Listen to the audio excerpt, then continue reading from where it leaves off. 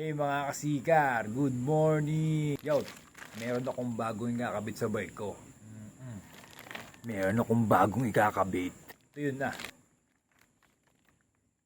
Seat post. Bagong deliver kahapon. Gabi na nga na-deliver. Gabi. Mga alas 7. In speed ang tatak.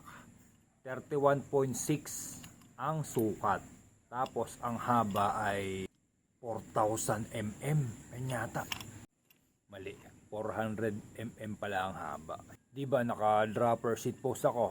Pali papalta ko na muna siya.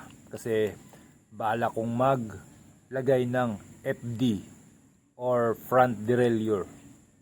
Derailleur. Basta FD. Ang gagawin ko 2x. Siguro 44 and 32. Papalitan ko siya.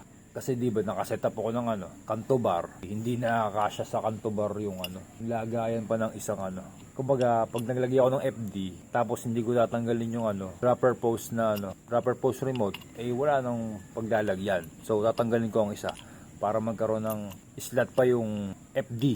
Yo, mas prepare ko na ngayon yung may FD para may pang rektahan ka na sa patag, tapos may pang ahon ka pa. Ito palang InSpeed ay made in Taiwan.